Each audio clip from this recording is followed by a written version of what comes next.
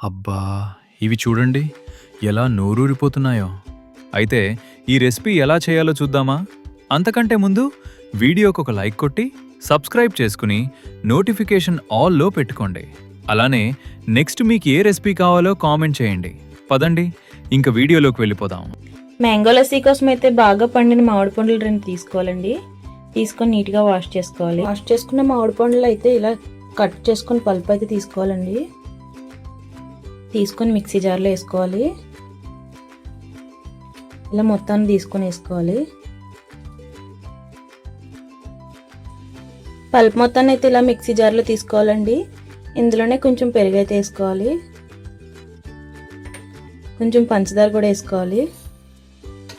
వేసుకొని మెత్తగా ఆడుకోవాలండి, పేస్ట్ లాగా, వాటర్ వేసుకోకుండా. ఇలా మెత్తగా అయితే ఆడుకోవాలండి. గ్లాస్లో కొంచెం ఐస్ అయితే వేసుకోవాలండి. ఐస్ వేసుకుని ఆడుకున్న పల్పుని అయితే వేసుకోవాలి.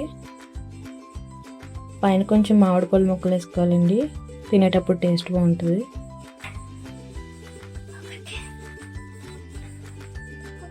ఇంతే అండి, మ్యాంగో లస్సీ అయితే రెడీ. నచ్చితే మీరు కూడా ఒకసారి ట్రై చేయండి.